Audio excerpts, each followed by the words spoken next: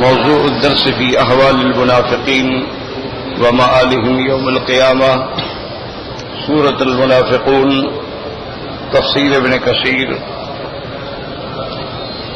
الحمد لله رب العالمين والصلاة والسلام على أشرف الأنبياء وسيد المرسلين سيدنا محمد وعلى آله وأصحابه أجمعين. اللهم صل على سيدنا محمد وعلى آل سيدنا محمد كما صليت على إبراهيم وعلى آل إبراهيم في العالمين إنك حميد مجيد. أعوذ بالله من الشيطان الرجيم. بسم الله الرحمن الرحيم. إذا جاءك المنافقون قالوا نشهد إنك لرسول الله والله يعلم إنك لرسوله والله يشهد إن المنافقين لكاذبون. اتخذوا أيمانهم جنة فصدوا عن سبيل الله إنهم ساء ما كانوا يعملون. ذلك بأنهم آمنوا ثم كفروا فطبع على قلوبهم فهم لا يفقهون. وإذا رأيتهم تعجبك أجسامهم وإن يقولوا تسمع لقولهم كأنهم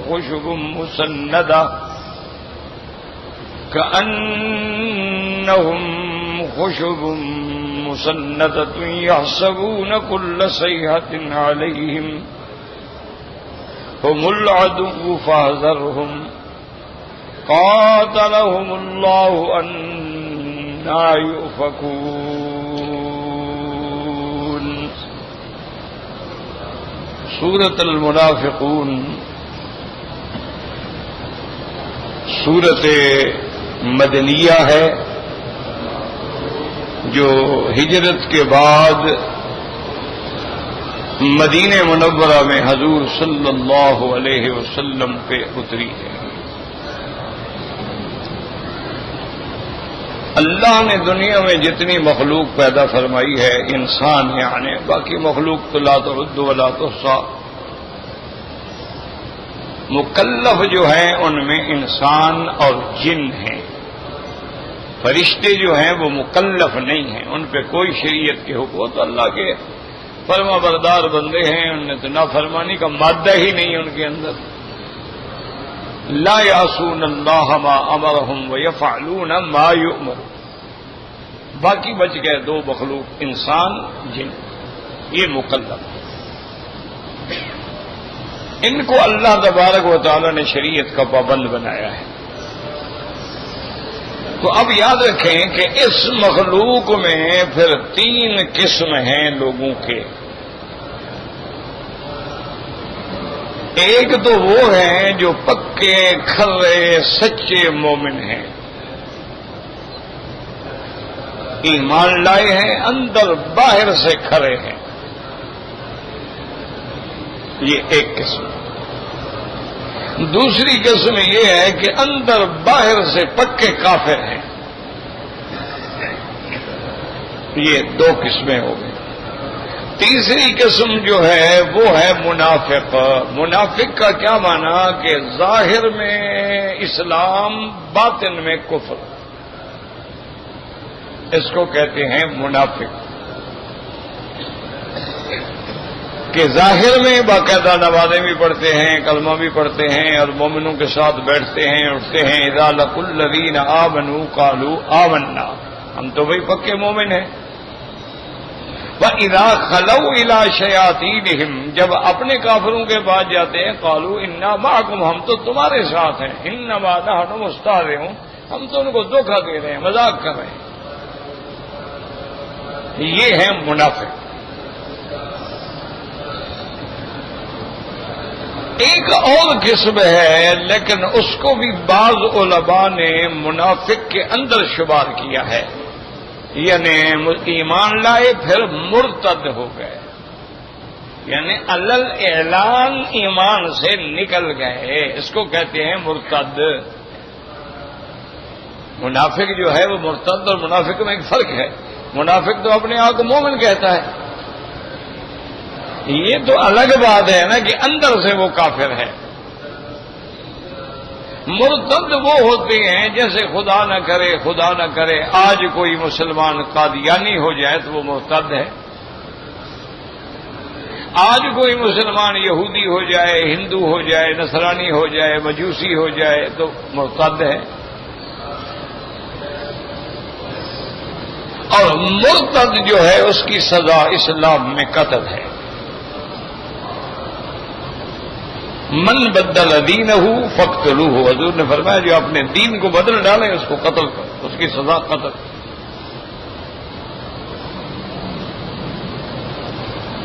باقی مستعذین یا مستشرقین جو اعتراض کرتے ہیں دیکھو جی اس کو قتل کرو، کیوں؟ اس کی مرضی ہے، وہ مسلمان ہو گیا، اس کی مرضی ہے وہ کافر ہو گیا، اس کی مرضی ہے وہ یہودی ہو گیا ہے، تو اس کی شخصی آزادی ہے، تو یہ غلط بات ہے۔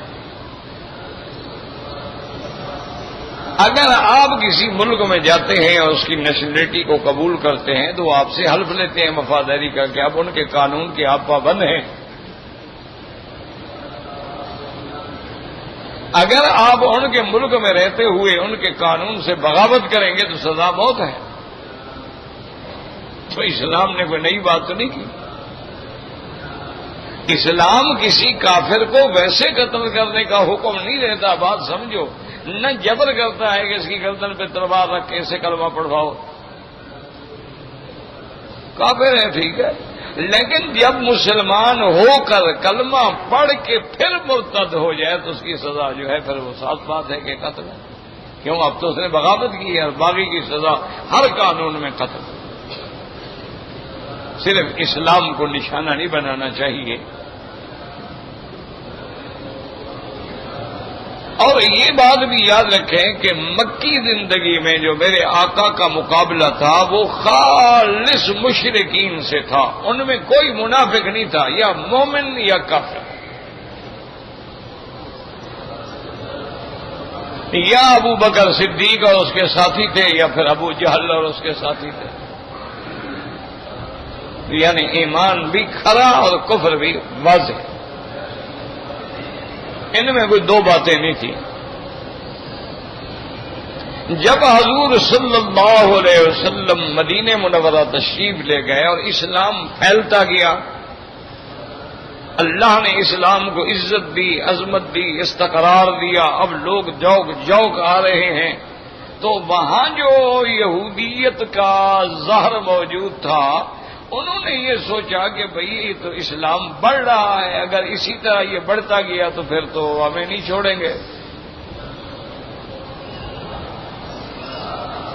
تو ان لوگوں نے اپنے آپ کو بچانے کے لیے یہ طریقہ اختیار کیا، بھی مسلمان بن جاؤ، مومن بن جاؤ، ان کے اندر شامل ہو جاؤ اور اندر سے اپنے رہو۔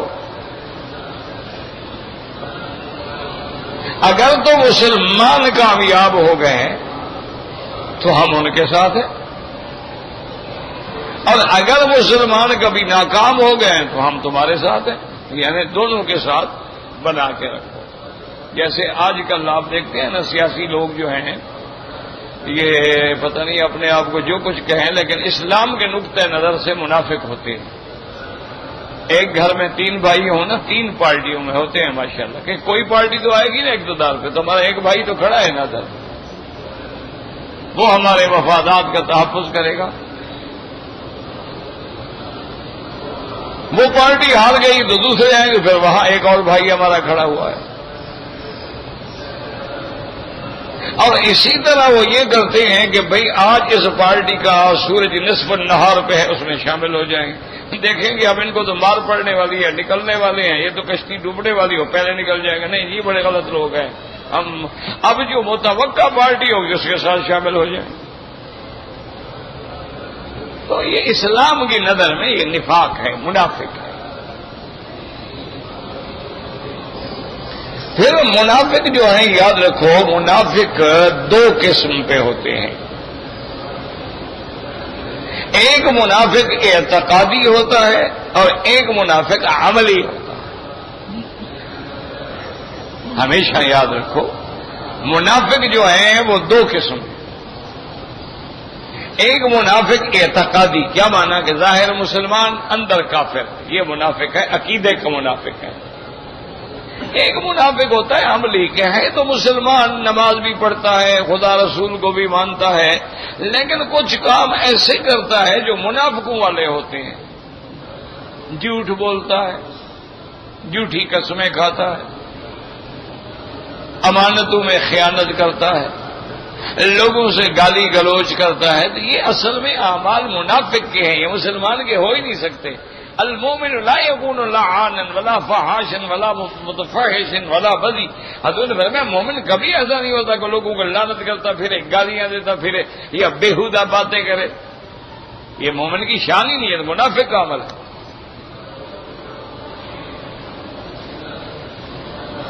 اسی طرح حدیث مبارک ہے، میرے آقا نے رحمت دو جہاں صلی اللہ علیہ وسلم نے فرمایا کہ علامت آیت المنافق ثلاث، منافق کی 3 نشانیاں ہیں. اچھا حضور نے ہمیں نشانیاں بتا دی ہیں، ہر آدمی اپنے اعمال میں غور کرے کہ کیا ہمارے اندر تو ان 3 میں سے کوئی برائی نہیں.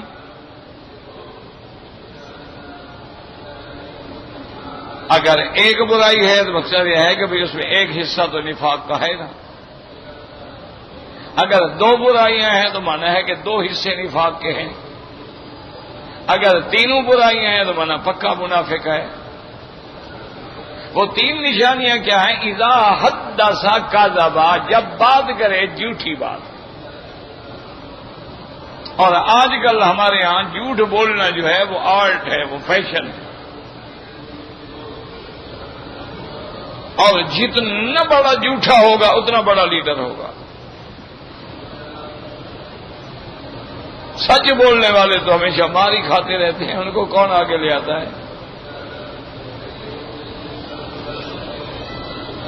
سچ بولنا ہو جس کو کہے بھائی دیکھو بابا مجھے ووٹ دو نہ دو، میں اگر گناہ گار ہو تو پھر میں تمہاری مدد نہیں کروں گا، میں شرابی کی مدد نہیں کروں گا، میں زانی کی مدد نہیں کروں گا، میں چور کی مدد نہیں کروں گا، میں ڈاکو کی مدد نہیں کروں گا، میں خائن کی مدد نہیں کروں گا. وہ کہیں گے مولوی صاحب پھر ووٹ لے لو جس سے لینا ہو.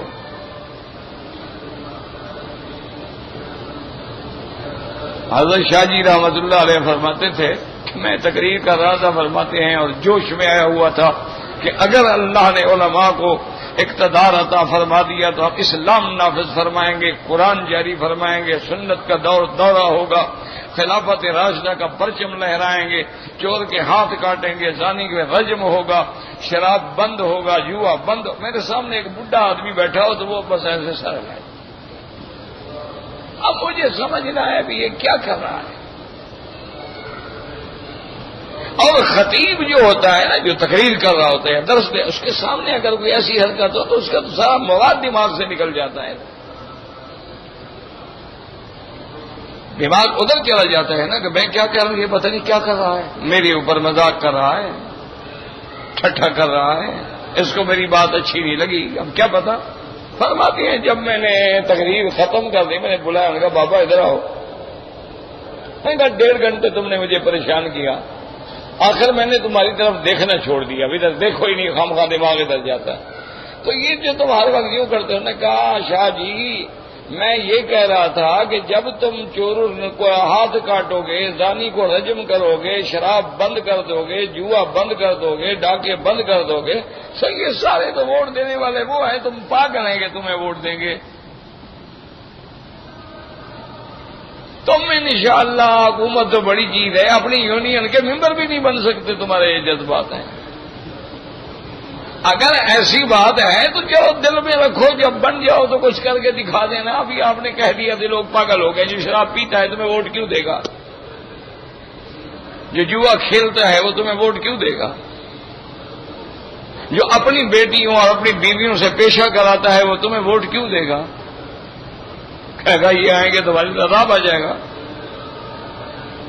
تو بات وہی ہے کہ 3 نشانیاں ہیں. اب ہر آدمی سوچ لے کہ سرکار دو جہان فرمایا اذا حدث کذب، جب بات کرے جھوٹی کرے، وَإِذَا وَعَدَ أَخْلَفَ، جب وعدہ کرے جھوٹا وعدہ کرے، وَإِذَا اؤْتُمِنَ خَانَ، جب امانت رکھی جائے خیانت کرے. یہ منافق کیا.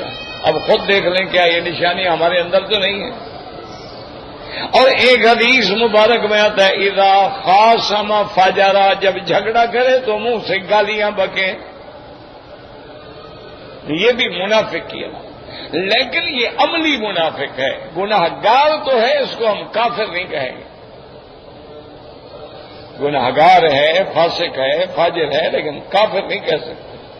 کلمہ جو پڑھتا ہے لا الہ الا اللہ محمد رسول اللہ. اور منافق اعتقادی جو ہے وہ کافر ہوتا ہے، وہ بلکہ کفر سے بھی آگے ہوتا ہے. اب یہ بات بھی یاد رکھ لیں، سمجھ لیں اچھی طرح کہ رحمت دو عالم صلی اللہ علیہ وسلم کی وفات کے بعد اب ہم کسی کو نہیں کہہ سکتے کہ تم منافق ہو، کافر ہو، اس لیے کہ اب ہمیں تو کوئی پتہ نہیں. حضور کو تو اللہ وحی بھیج کے بتاتے تھے. اب ہمیں کیا پتا ہے کہ یہ واقعی اندر سے منافق ہے یا نہیں ہے. وہ تو اللہ پاک نے وحی کے ذریعے منافقوں کے حضور کو نام بھی بتلا دیے، علامات بھی بتلا دی. یہ اس وقت کے حالات کا تقاضا تھا کہ حضور پاک نے پردہ رکھا کہ اگر میں ان کو قتل کروں گا تو باہر کے جو اعراب کے لوگ ہیں، دیہاتوں میں رہنے والے، وہ کہیں گے ہاں دیکھو اب حضور پاک نے تو اپنے ساتھیوں کو بھی قتل کر دیا، جو ان کے ساتھ نماز پڑھتے تھے، بھائی اکٹھے رہتے تھے، ان کو بھی قتل کر دیا. تو اس لیے ورنہ حضور پاک کو ایک ایک منافق کا نام بتلا دیا گیا. اور حضور پاک نے اپنے صحابی حضرت حذیفہ بن الیمان صاحب سر رسول اللہ صلی اللہ علیہ وسلم کو بھی نام بتلا دیے تھے کہ فلاں منافق، فلاں منافق، فلاں منافق، فلاں منافق. اور چوتھی بات ہمیشہ یاد رکھیں کہ جتنا اسلام کو نقصان منافق نے دیا ہے اتنا کافر نے نہیں دیا ہے. دیکھو نا، کافر تمہارا کھلا دشمن ہے. جو دشمن ظاہر ہو اس سے تو چلو آدمی مقابلہ کرتا ہے نا، کبھی جیت گیا کبھی ہار گیا، 19-20 کا فرق پڑ گیا. لیکن جو چھپا ہوا دشمن ہے اس کا کیا کرو؟ اب ایک آدمی تیرے گھر کے اندر، تیرے دروازے کے اندر چھپ کے کھڑا ہو جائے، تم گزرو ڈنڈا مارے، اس کا کیا کرو گے؟ جو آدمی دوست بن کے خنجر گھونپے اس کا کیا کرو گے؟ تو اسلام کو جو بھی نقصان ہوا ہے یاد رکھو منافقین سے ہوا ہے. سرکار دو عالم کے زمانے میں بھی جنگ احد میں جو پہلی شکست آئی ہے مسلمانوں کو، اس کا پہلا کردار جو ہے وہ منافق تھے.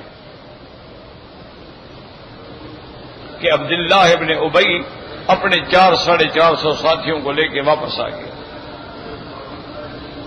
تو جب آدمی کی فوجی 1000-2000 ہو سے 400-450 بندہ کٹ جائے تو آدمی کا morال تو ختم ہو جاتا ہے. پہلا سبق جو ہے وہ سبب جو ہے وہ منافق تھے. دوسرا سبب جو ہے وہ صحابہ کی اجتہادی غلطی تھی کہ میرے آقا نے فرمایا تھا کہ اس مقام پہ کھڑے رہو، ہم جیت جائیں یا ہار جائیں. جنگ احد کے موقع پر مقام رماد جو تھا اور وہ جو پہاڑوں کے راستے میں ایک خاص درہ آتا تھا، تو آپ نے وہاں 50 صحابہ کی ڈیوٹی لگائی تھی اور فرمایا تھا کہ بھی تم لوگ ہر حال میں یہیں کھڑے رہو، ہم جنگ جیت جائیں کھڑے رہو، ہم ہار جائیں کھڑے رہو، تم نے نہیں ہٹنا. انہوں نے کہا ٹھیک ہے. اللہ کی شان ہے کہ جب جنگ شروع ہوئی تو کافر تو مرنے لگے، بھاگنے لگے.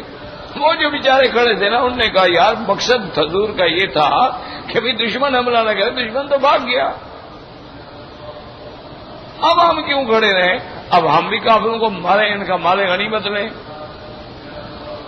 انہوں نے وہ جگہ چھوڑی تو حضرت خالد بن ولید اس زمانے میں کافر تھے، تو انہوں نے اسی راستے سے آگے بیک سے پیچھے سے حملہ کیا، مسلمانوں کی فتح جو تھی وہ شکست میں بدل گئی۔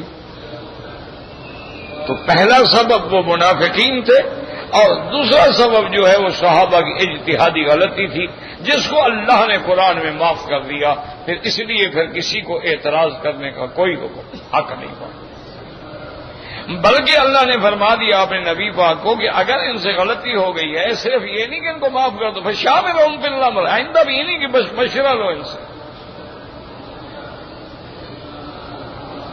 یہ اسی طرح تمہارے مشیر ہیں، اسی طرح تمہارے وزیر ہیں، اسی طرح تمہارے مخلص ہیں، غلطی ہے ہو گئی۔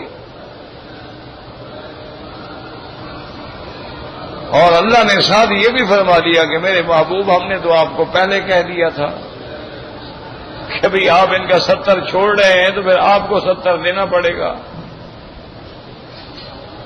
تو آپ نے بھی تو بدر میں دشمنوں کو چھوڑا تھا نا، پھر دیکھ لو پھر کیا ہوا۔ تو بہرحال منافقین نے جتنا اسلام کو نقصان پہنچایا ہے اتنا کافرین نے نہیں پہنچایا۔ اسلام میں جتنے بڑے بڑے حادثے گزرے ہیں، جیسے جنگ احد ہے، جیسے افک سیدہ عائشہ ہے کہ سیدہ عائشہ پہ بہتان لگایا گیا، یہ کام منافقین کا، جیسے مسجد ضرار ہے کہ حضور کی مسجد کے مقابلے پہ مسجد بنائی گئی، اور پروگرام یہ تھا کہ لوگ سمجھیں گے مسجد ہے، اسی کو ہم اڈا بنائیں گے اور یہیں سے ہم حضور کے خلاف لڑیں گے۔ یہ منافقوں کا کردار تھا۔ حضور صلی اللہ علیہ وسلم کے قتل کی سازش تیار کی گئی، اللہ نے آپ کو بر وقت جبریل بھیج کے بتا دیا، تو یہ کام بھی منافقوں کا تھا۔ منافق کا معنی ہی یہ ہوتا ہے، جس کو آسان زبان میں سمجھ لو، ظاہر کچھ اور باطن کچھ، یہ منافق، جس کے دو منہ ہونا، اندر سے کچھ ہو باہر سے کچھ ہو، یہ منافق۔ اسی لیے ایک شاعر نے کہا تھا کہ یہ جو دنیا میں جتنا پیسہ ہے نا، چاہے کسی بھی ملک کا ہے، اس نے کہا کہ ذی وجہین، اس کے بھی دو منہ ہوتے ہیں، ایک طرف سے کچھ ہوتا ہے اور دوسری طرف سے کچھ ہوتا ہے۔ اس کا حال بھی وہی منافق والا حال ہے، کسی سے وفا نہیں کرتا، آج تمہارے پاس ہے کل تمہارے دشمنوں کے پاس ہوگا، ذی وجہین کل منافق۔ اور اسی لیے قرآن پاک نے فرمایا کہ ان المنافقین فی الدرک الاسفل من النار، کہ منافق جو ہیں اللہ ان کو جہنم کے سب سے نیچے والے سب سے شدید طبقہ میں سزا دیں گے۔ اور اسی طرح اللہ تبارک و تعالی نے یہ بھی ارشاد فرمایا کہ مذبذبین بین ذالک لا الہ الا ولا الہ الا، یہ منافقوں کا حال یہ ہوتا ہے کہ کبھی ادھر ہیں کبھی ادھر ہیں، دھوبی کا کتا نہ گھر کا نہ گھاٹ کا، پھر ایک وقت آ جاتا ہے نہ یہ اعتبار کرتے ہیں نہ وہ اعتبار کرتے ہیں، تو یہ منافق۔ اور اسی طرح جتنے فتنے پیدا ہوئے اسلام میں، اس کی بنیاد بھی یہی منافقین تھے کہ ظاہراً اسلام، ظاہراً حب صحابہ کی دعویٰ اور اندر بغض اہل بیت، ظاہراً حب اہل بیت اور اندر بغض صحابہ، ظاہراً حب نبی اور اندر بدعات، ظاہراً حب اولیاء اور اندر شرکیہ اعمال، تو یہ بھی ایک نفاق ہے کہ آدمی کلمہ بھی پڑھتا ہو اور غیر اللہ کو بھی پکارتا ہو، آدمی کعبۃ اللہ کا طواف بھی کرتا ہو اور اولیاء اللہ کی قبروں پہ بھی طواف کرتا ہو، آدمی اللہ کے دروازے پہ بھی کھڑے ہو کے ہاتھ باندھ کے مانگتا ہو اور مزاروں پہ بھی کھڑے ہو کے ہاتھ باندھ کے مانگتا ہو، تو یہی منافق ہے نا کہ نہ ادھر کا نہ ادھر کا. اللہ کا تو ویسے ہی راندہ درگاہ ہو گیا. اور قیامت میں اولیاء اللہ بھی کہیں گے میرا مولا یہ بدبخت جو ہمیں پکارتے میں تو پتہ ہی نہیں تھا ہم نے ان کو کبھی کہا ہے.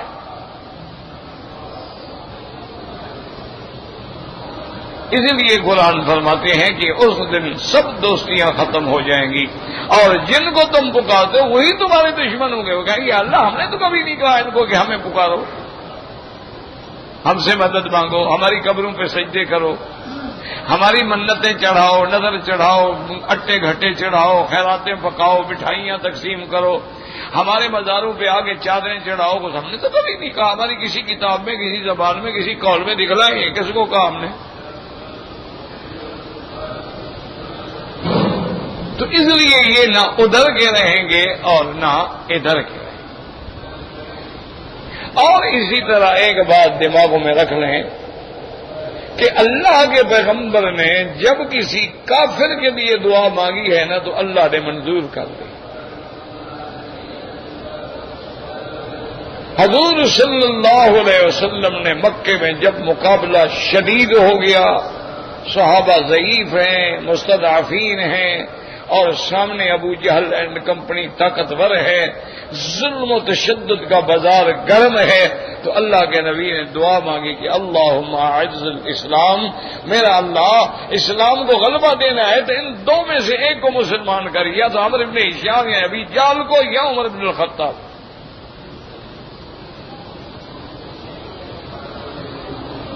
کیونکہ جب کوئی طاقتور آدمی اسلام میں آئے گا تو کچھ تو اسباب ظاہری کا سہارا ہوگا نا. اسی لیے علماء نے فرمایا ہے کہ تم دین کی دعوت کا کام کرتے ہو, تبلیغ کا کام کرتے ہو, دین کا کام کرتے ہو, تو اس علاقے کا جو بڑا آدمی ہے نا پہلے اسی پر زور لگاؤ. اگر وہ ٹھیک ہو جائے گا تو پھر گاڑی چل پڑے گی, کام ٹھیک ہو جائے گا. دیکھو نا ایک فیکٹری کا مینیجر ہو, مالک ہو, اگر وہ ٹھیک ہو جائے ساری فیکٹری کے مزدور نماز پڑھیں گے. اگر ایک مل آنر ہے وہ ٹھیک ہو جائے, مجال ہے کہ پھر اس کے مل کا ماتحت عملہ جو ہے نماز نہ پڑھے, اور تو سیدھی بات کر کے بھائی نماز نہیں پڑھو گے میں تنخواہ کاٹ لوں گا. تم خدا کے دشمن ہو تو میرے وفادار کیسے ہو؟ تم اللہ کے غدار ہو تو میرے کیسے سچے وفادار ہو؟ اسی لیے آپ نے دیکھا تھا ایک دفعہ حکم جاری ہوا تھا کہ بھئی باقاعدہ ہر دفتر میں جماعت ہو اور جو دفتر کا بڑا ہو وہی آگے نماز پڑھائے. جناب دفتروں میں ماشاءاللہ سبیں بھری ہوئی ہوتی تھی, سارے لوگ کیوں, اگر ڈی سی آفس ہے ڈی سی خود تو کھڑا ہے پھر عملہ کیسے نماز نہیں پڑھے گا, ایس پی خود کھڑا ہے تو عملہ کیسے نماز نہیں پڑھے گا.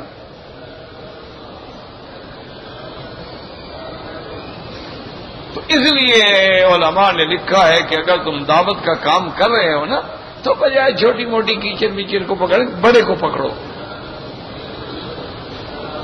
اچھا اسی طرح اگر حق کا مقابلہ ہے تو پھر مقابلہ بھی بڑے سے کرو, پھر یہ کچر پچر سے بات نہ کرو. اذهب الى فرعون انه طغى, جاؤ فرعون سے بات کرو. یا اللہ فرعون کے پاس طاقت ہے, بادشاہی ہے, حکومت ہے, اور میرے پاس تو ماں سوا اپنے بھائی کے کوئی ساتھی نہیں ہے.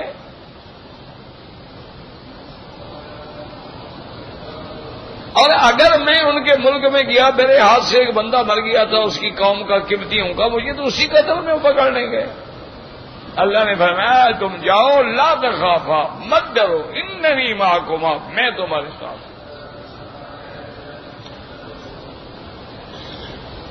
تو اب جب فرعون پہ چوٹ لگی اور فرعون کچھ نہ کر سکا تو پورا ملک ایک حیرت میں تو ڈوب گیا نا کہ یار کمال ہے, دو بندے ہیں للکار رہے ہیں, فرعون کو اچکار ہی نہیں سکتا.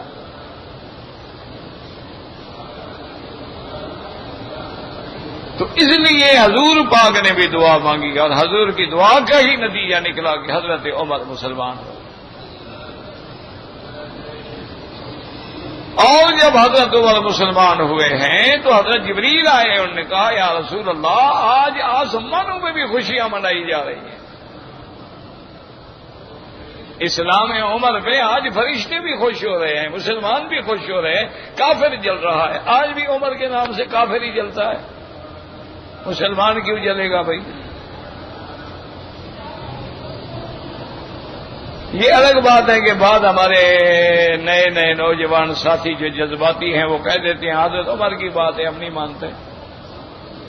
اللہ ہدایت دے، اور کیا، ہم تو دعا مانگتے رہتے ہیں ان کے لیے بھی، کہ ہمارے دشمن تو ہے نہیں، وہ بھی بیچارے نئے نئے علم پڑھا ہے اور پڑھا ہے، کڑھے نہیں ہیں، تو پڑھا ہوا آدمی ہو اور کڑھا ہوا نہ ہو تو ایسی باتیں کرتا ہے،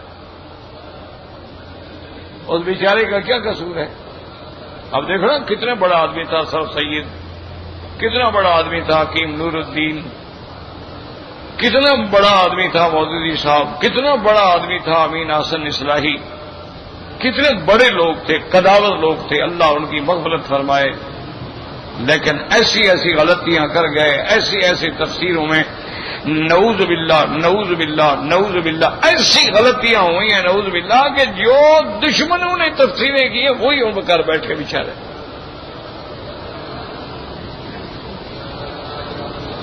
اللہ مغفرت فرما دے، کیوں؟ پڑھے تو تھے لیکن کڑے نہیں تھے،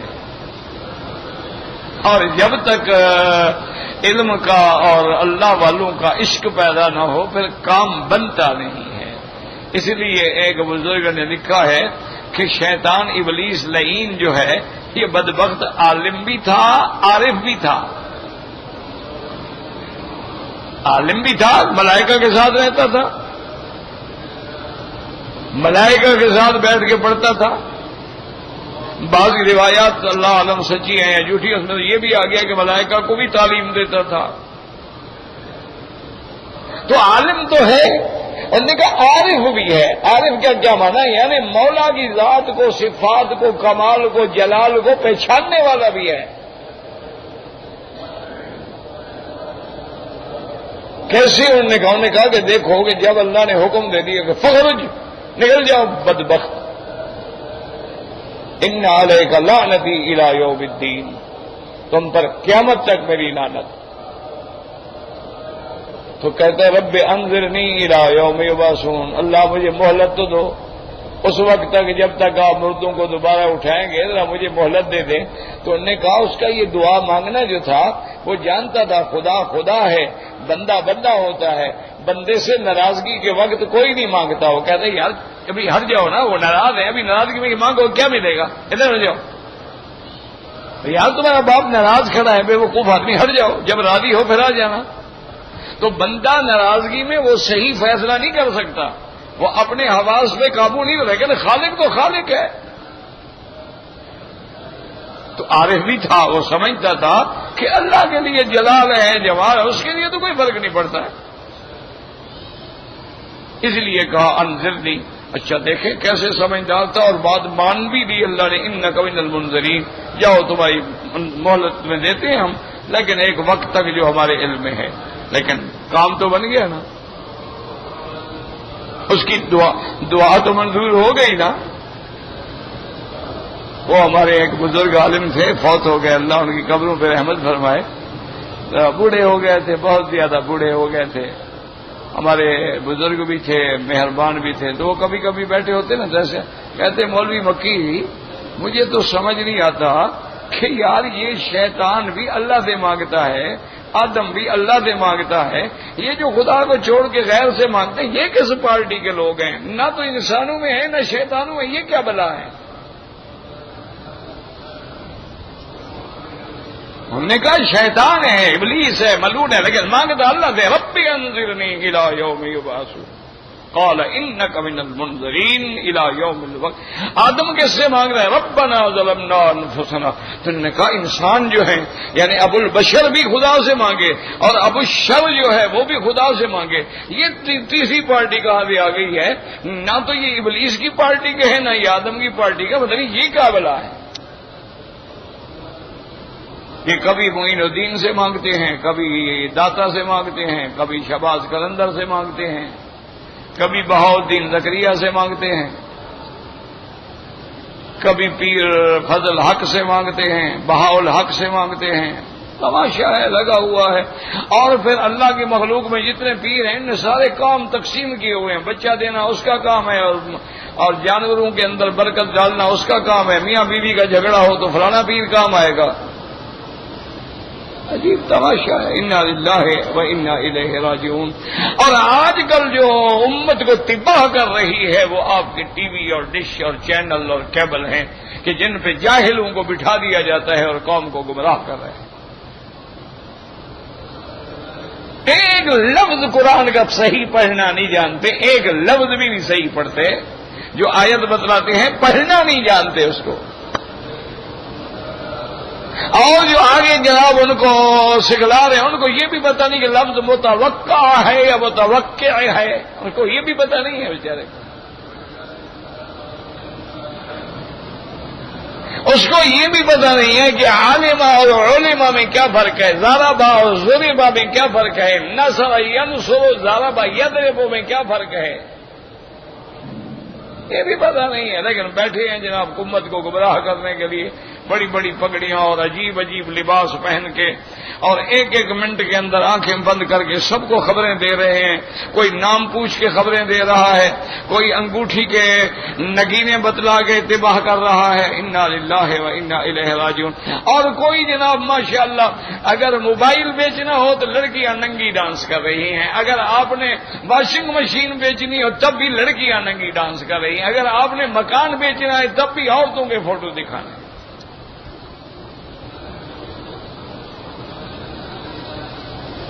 اور یہ بد نظری ایسی بلا ہے, ایسی بلا ہے کہ غیر محرم عورت پہ اگر بری نیت سے یا شہوت سے نظر پڑ جائے تو آدمی کے اندر جو نور ایمان ہے وہ ختم ہو جاتا ہے. اسی لیے آپ نے دیکھا ہوگا اولیاء اللہ ہمیشہ کپڑا ڈال کے رکھتے ہیں بیچارے سروں پہ, کوشش کرتے ہیں کہ ان کے سامنے کوئی عورت نہ آئے. اپنے آپ کو ہر وقت نظر جھکا کے رکھتے ہیں, وجہ کہ ان کو پتا ہے کہ اگر ایک دفعہ نظر پڑ گئی تو میری تو سارے دن کی محنت غارت ہو گئی, میرے طواف, میری عبادات, میرا تو سب کچھ گیا. اس کی مثال دی ہے علماء نے, انہوں نے کہا کہ بڑی ٹینکی ہو 2000 گیلن پانی بھرا ہوا ہو اور تمہارے گھر میں ایک چھوٹی سی حمام کے اندر ایک لیکیج ہو جائے, پائپ تھوڑا سا لیک ہو جائے, اس سے پانی بہہ رہا ہو اور آپ خیال نہ کریں تو 10 گھنٹے بعد 20 گھنٹے بعد ٹینکی ختم ہو جائے گی. تم کتنے اعمال سے اپنے سینے کو منور کر دو, جب غیر پہ نظر پڑی تو بس چوٹیاں بہنے لگی.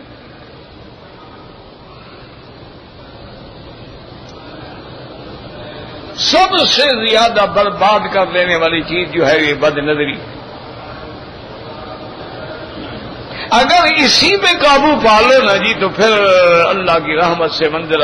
حضور نے فرمایا من یضمن لی بین لحییہ و بین عضدیہ, یہ فرمایا تم دو چیزوں کی جو تمہارے دو ٹانگوں کے درمیان یعنی شرم گاہ ہے اور زبان, اس کی زبان دے دو تمہاری جنت کا محمد مدنی ذمہ دار ہے. بین لحییہ و بین فخذیہ. آج ہمارا نوجوان معاشرہ تباہ ہو رہا ہے, اس کی وجہ کیا ہے کہ دشمن کو پتہ ہے ان کے اندر حرام داخل کر دو اور ان کو بد نظری کا شکار کر دو, اور اس کے بعد ان کو شراب اور منشیات کے اندر ڈال دو. یہ قومیں خود بخود مر جائیں گی, ان سے لڑنے کی ضرورت ہی نہیں ہے. بے غیرت بھی کبھی لڑتا ہے, دیوس بھی کبھی لڑتا ہے, جو آدمی نشے میں مدہوش پڑا ہو وہ بھی کبھی لڑتا ہے. اس کی کوئی بیوی اٹھا جائے, کوئی لڑکی, اس کو کیا پتا پڑا ہے بے ہوش ہے.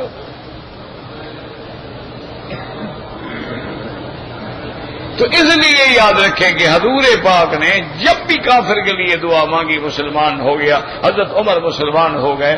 اچھا حضور کے بعد ابھی ہریرہ حاضر ہوئے, یا رسول اللہ صلی اللہ علیہ وسلم میری اماں کافر آئے, حضور میں بڑا پریشان ہوں, آپ کی شان میں گستاخی کرتی ہے, اب میں کیا کروں, ماں کو ماروں؟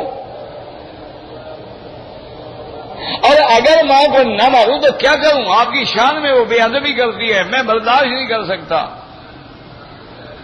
حضور نے فرمایا اللہم اہدی ام ابا ہریرہ, یا اللہ ابی ہریرہ کی اماں کو ہدایت دے دے۔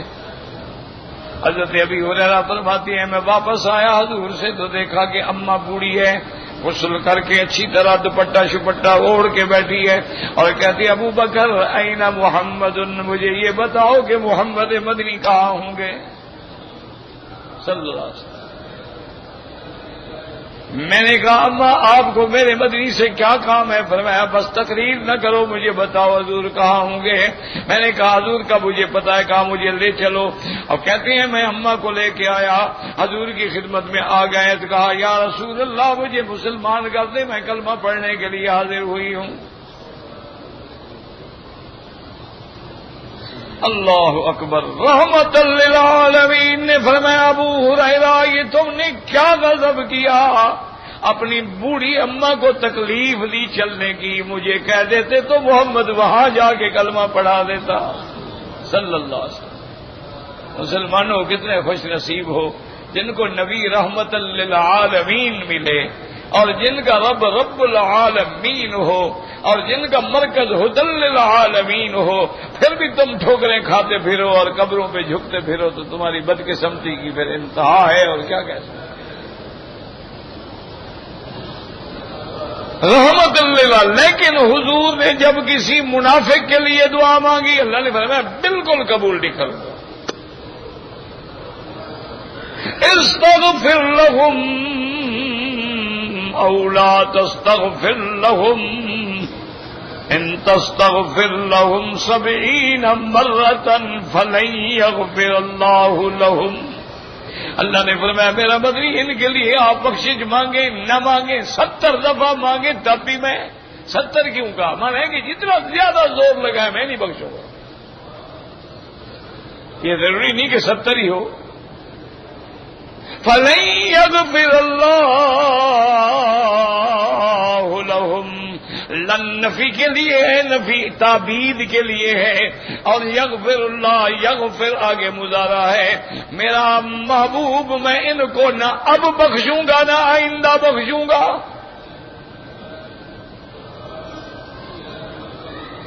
ان کے لیے حضور پاک جب منافق کے جنازے پہ کھڑے ہو گئے اللہ نے حکم جاری کر دیا وَلَا تُصَلِّ عَلَىٰ أَحَدٍ مِّنْهُمْ مَاتَ أَبَدًا وَلَا تَقُمْ عَلَىٰ قَبْرِهِ۔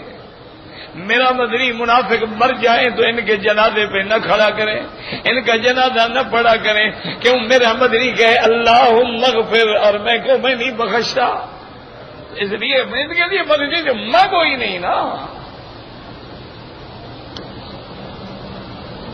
اور کبھی ان کی قبر پہ بھی نہ آئیں، چونکہ جب تک آپ کھڑے رہیں گے تو ہم عذاب نہیں کریں گے۔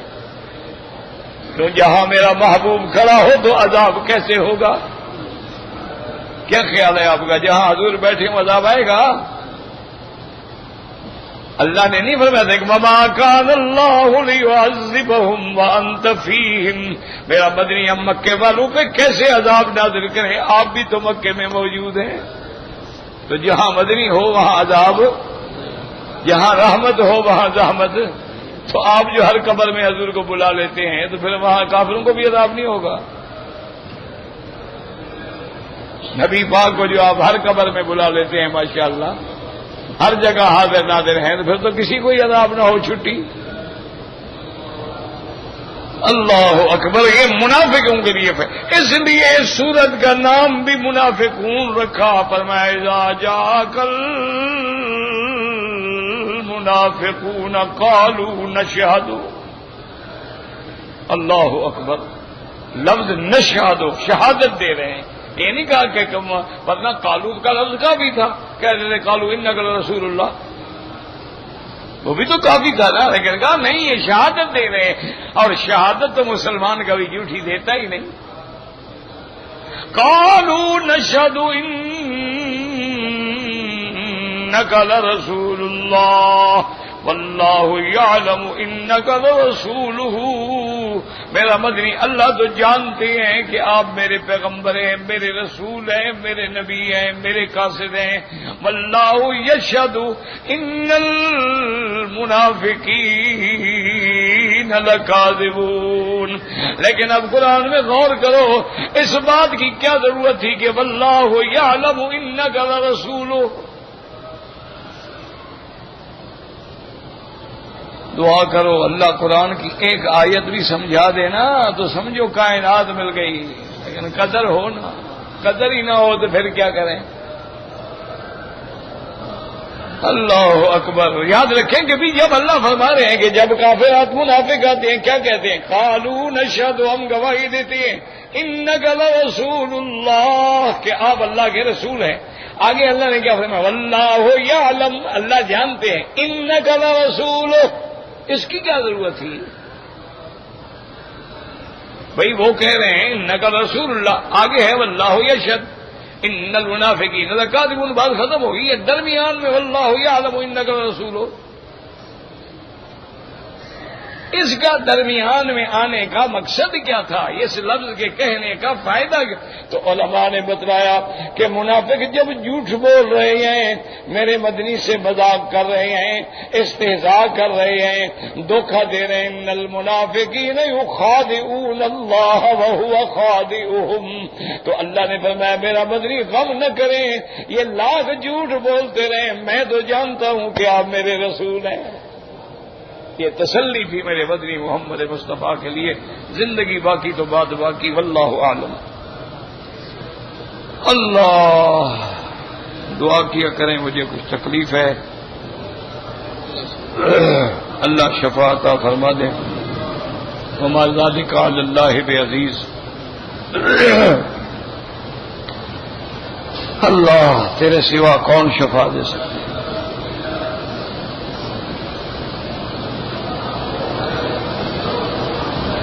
حلال جانور کو انجیکشن دے کے بچہ پیدا کرنا جائز ہے؟ نہیں ہے، کوئی حرج نہیں. جب عورت کو انجیکشن دے کے بچہ پیدا کرنا جائز ہے تو جانور کا کیا ہے؟ اللہ کے بندے، کوئی ساری بات مولوی مکی کے لیے تم نے ٹھیکہ لیا ہوا ہے کیا؟ نہیں، کوئی تھوڑا سا اپنا دماغ بھی استعمال کیا کرو نا بھئی. جب عورت کو بچہ پیدا ہونا مشکل ہو جاتا ہے تو فوراً ڈاکٹر کہتے ہیں کہ دیکھو اگر رحم کا منہ تھوڑا سا بھی کھلا ہے تو پچوٹری کا انجیکشن دے دو، رحم کھل جائے گا، بچہ پیدا ہو جائے گا. تو اگر عورت کو دینا جائز ہے تو حلال جانور کو انجیکشن دینے سے کیا تکلیف ہو گئی ہے؟ تاکہ وہ جانور مر نہ جائے، اس کا بچہ پھنس نہ جائے. کیوں یہ جیسے ولادت کا مرحلہ انسان کے لیے مشکل ہے، جانور کے لیے بھی تو مشکل ہے نا. جائز ہے جی، کوئی بات نہیں، کوئی فرق نہیں پڑتا. قربانی بھی اس جانور کی ہو سکتی ہے. اگر قبرستان میں جائیں بالکل جائیں، ان کے لیے دعا کریں، ان کے لیے قرآن پڑھ کے بخشیں، لیکن یہ کرائے کے پڑھنے والے نہ ہوں کہ بڑا آدمی مر جائے تو مولوی آ جاتے ہیں، خیمے لگا کے بیٹھ جاتے ہیں ماشاءاللہ حلوہ زردہ کھانے کے لیے. کبھی غریب کے قبر پر بھی دیکھا ہے شریفوں کو جا کے پڑھ رہے ہوں؟ نہیں، علاقے کا جب غریب کوئی مر جائے، کوئی بیچارہ ہاری، کوئی مزدور، کوئی رکشہ ڈرائیور، کوئی بیچارہ پاولی، کوئی موچی، کوئی کمی، کوئی کسائی، کوئی نائی، اس کی قبر پر بھی کبھی مولانا صاحب کو دیکھا ہے کہ جا کے بیٹھے ہوں ماشاءاللہ فاتحہ پڑھ رہے ہوں؟ ان کی قبروں میں جاتے ہیں جو شرابی ہیں، کبابی ہیں، ساری زندگی جھوٹ بولتے رہے، لوگوں کی عزتیں عصمتیں لوٹتے رہے. کیوں؟ وہاں پیسہ چاہیے. اشترون بآیات اللہ ثمنا قلیلا، وہ ناجائز ہے. آپ پڑھیں، بالکل ثواب بخشیں.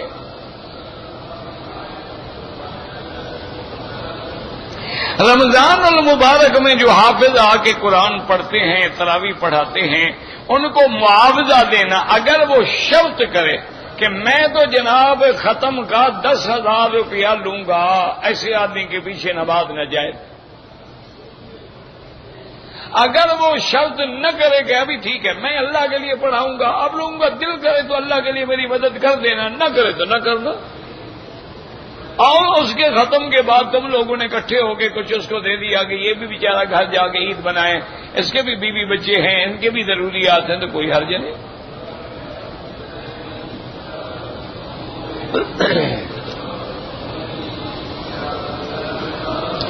اگر عید کی نماز کے بعد خطبہ نہ سنے گناہگار ہے، واجب کو ترک کر دیا. نماز تو ہو جائے گی، نماز تو پہلے پڑھ چکا ہے. لیکن اس نے خطبہ چھوڑا ہے تو گناہ گار ہے، خطبہ سننا بھی واجب ہے۔ لا الہ الا اللہ، اللہ اکبر نماز کے بعد پڑھنے سے گناہ معاف ہو جاتے ہیں۔ ہاں جی معاف ہو جاتے ہیں، پڑھا کرو۔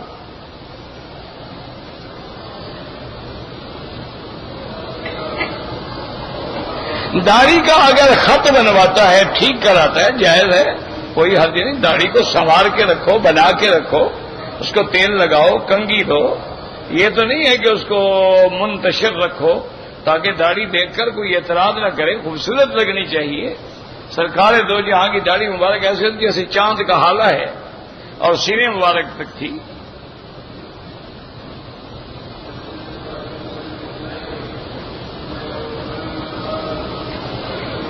کیا سید جو ہیں وہ صدقہ لے سکتے ہیں؟ نہیں لے سکتے۔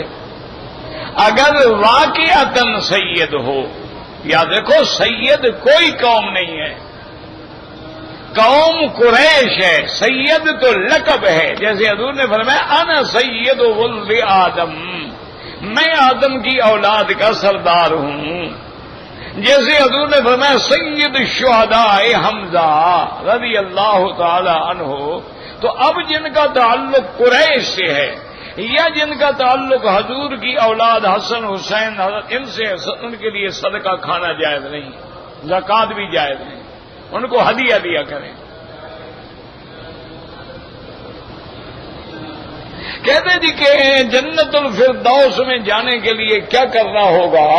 تو قرآن میں موجود ہے، اللہ نے بیان نہیں فرمایا، سورۃ المومنون پڑھ لیں کہ الذین هم فی صلاتهم خاشعون والذین هم عن اللغو معرضون، اسی طرح پڑھتے جائیں، والذین هم لاماناتهم وعهدهم راعون والذین هم علی صلواتهم یحافظون اولئک هم الوارثون الذین یرثون الفردوس هم فیہا خالدون۔ تو فردوس میں جانے کی صفتیں موجود ہیں، اس پہ عمل کرو۔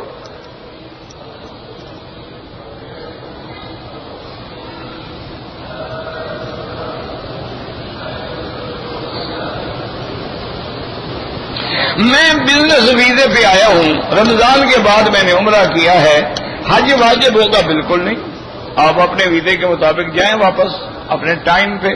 جب رہنے کی اجازت ہی نہ ہو تو حج کیسے فرض ہو جائے گا؟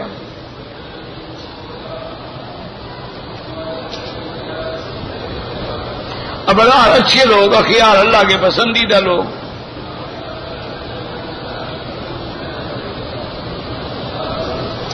اگر ایک آدمی نے جنازے کی تیسری تکبیر میں پہنچا تو اس کو امام کے ساتھ گویا ایک تکبیر ملی ہے، تو ایک تو اس نے بھی کہی ہوگی نا جب شامل ہوگا اللہ اکبر، تو گویا دو بچ گئی۔ تو جب امام سلام پھیرے فوراً کہہ دے اللہ اکبر السلام علیکم، بس 4 تکبیریں پوری کر لیں۔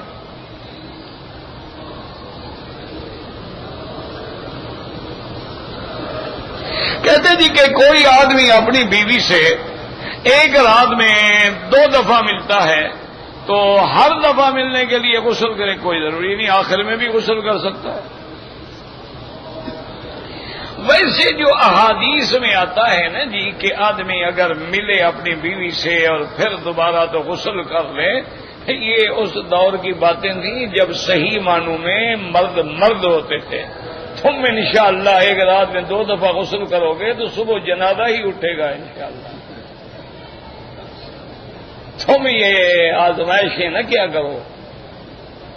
آج کل تو ڈالٹا کی مقام ہے ماشاءاللہ، ان بیچاروں کو تو پھر اٹھنا ہی نصیب نہیں ہوگا۔ سردی کی رات ہو 3 دفعہ غسل کرنا پڑ جائے آپ کو، تو کیا خیال ہے آپ کا؟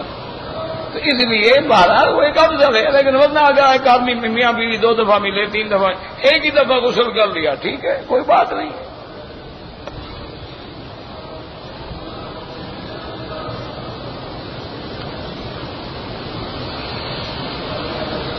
حج افراد جو مکے والے کریں گے، حج کا احرام وہ اپنے گھر سے باندھیں گے، کیونکہ وہ ہل میں جا رہے ہیں، عرفات ہل ہے، تو حج میں حرم اور ہل دونوں جمع ہو گئے۔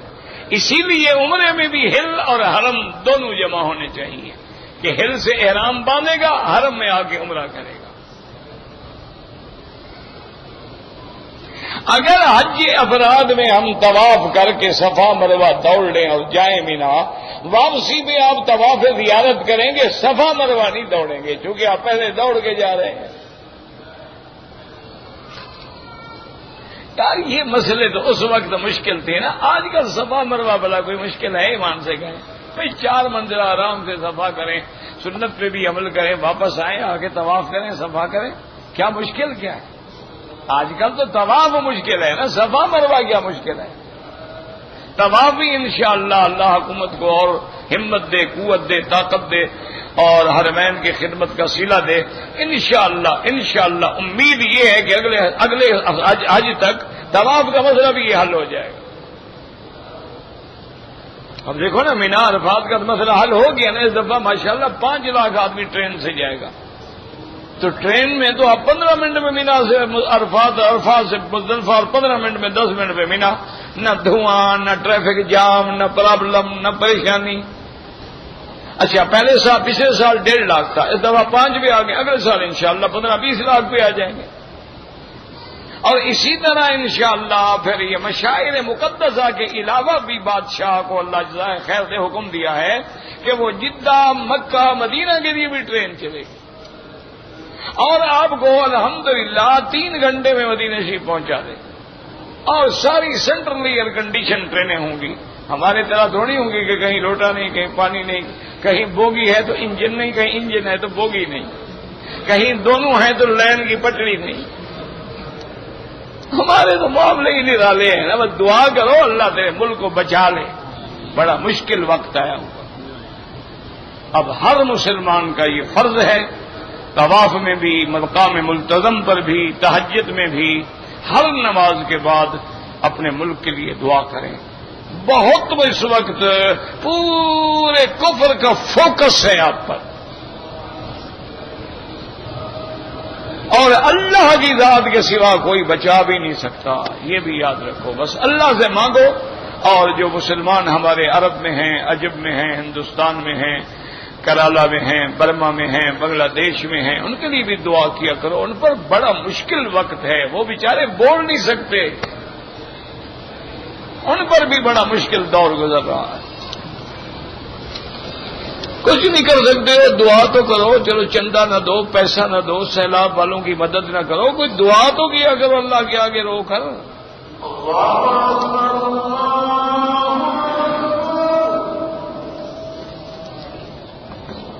اللہ